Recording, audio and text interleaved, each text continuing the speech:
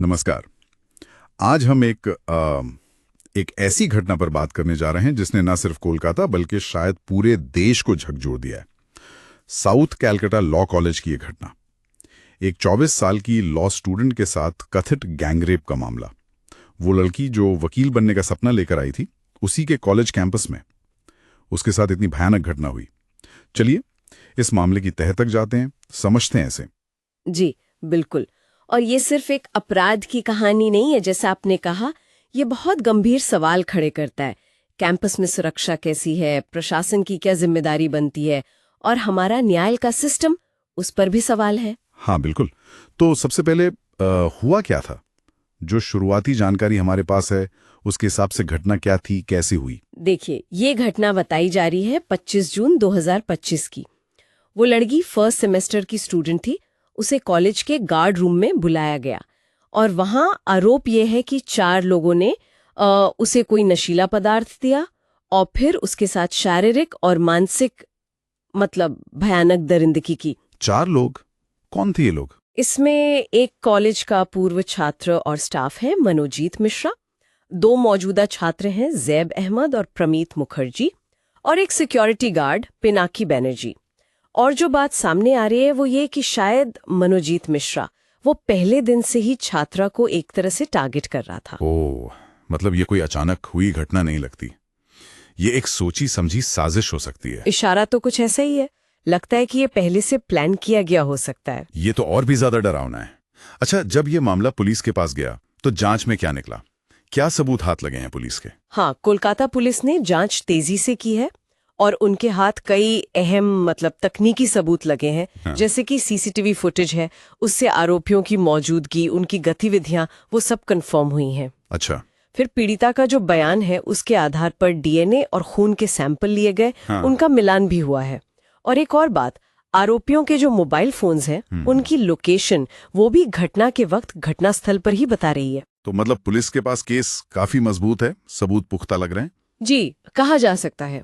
Police का दावा है कि इनके पास इसे अदालत में साबित करने के लिए काफी ठोस आधार है। तो इन सबूतों के आधार पर क्या कार्रवाई हुई है आरोपियों के खिलाफ, और सबसे जरूरी, उस पीड़िता को क्या सपोर्ट मिला है? चारों आरोपियों को गिरफ्तार कर लिया गया है और उन्हें न्यायिक हिरासत में भेजा गया है, कोर्ट के आदेश पर जेल में। फिलहाल 22 जुलाई तक की हिरासत थी। और ये जानना बहुत जरूरी है और हिम्मत की बात है कि इतनी बड़ी भयानक घटना के बाद भी उस छात्रा ने अपनी परीक्षाएं दी, उसे ये मौका दिया गया। हाँ, ये वाकई उनके साहस को दिखाता है। बिल्कुल। और एक और एंगल इसमें जुड़ा है। कलकत्ता यूनिवर्सिटी ने कॉलेज में एडमिशन को लेकर जो धांधली की शिकायतें थीं उसकी भी जांच शुरू कर दी है।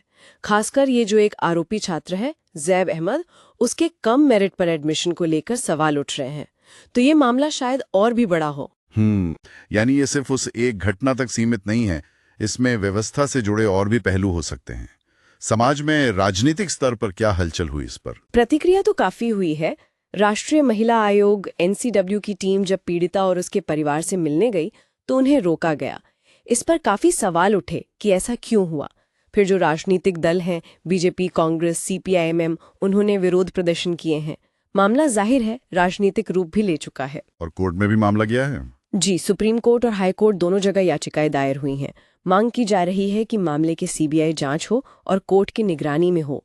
तो ये दिखाता है कि मामले की गंभीरता को राष्ट्रीय स्तर पर महसूस किया जा रहा है। तो एक तरफ न्याय के लिए ये सब कोशिशें हैं, दूसरी तरफ व्यवस्था पर सवाल हैं, राजनीति भी है, लेकिन इन सब के बीच एक लड़की का सपना, जिसे वहीं कुचल दिया गया जहां वो उसे पूरा करने आई थी, ये सोचने पर मजबूर करता है कि क्या हमारे शिक्षण संस्थान, जिन्हें हम सबसे सुरक्षित मानते हैं, क्या वो भी सुरक्षित नहीं है?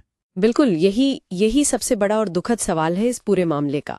ये सिर्फ एक अकेली घटना नहीं है, ये हमारे पूरे सिस्टम पर एक सवालिया निशान है। सुरक्षा, निगरानी, जवाबदेही, इन सब पर अगर शिक्षण संस्थानों में, ज्ञान के मंदिरों में ऐसी घटनाएं होंगी तो फिर भरोसा कहाँ रहेगा? न्याय कब मिलेगा, कैसे मिलेगा, ये तो देखना होगा, लेकिन ये सवाल तो बना ही रहेगा। हाँ, और हमारे स्रोत हमें इसी सवाल के साथ छोड़ जाते हैं कि आखिर कब तक हमारी बेटियों को इस तरह की पीड़ा से गुजरना पड़ेगा। शायद हमें यह भी सोचना होगा कि इस खास मामले में न्याय तो मिले ही, लेकिन भविष्य में ऐसी घटनाएं फिर कभी ना हों। इसके लिए हमारी व्यवस्था में, हमारे कॉलेजों में और शायद हमारी सोच में क्या बुनियादी बदलाव लाने जरूरी हैं?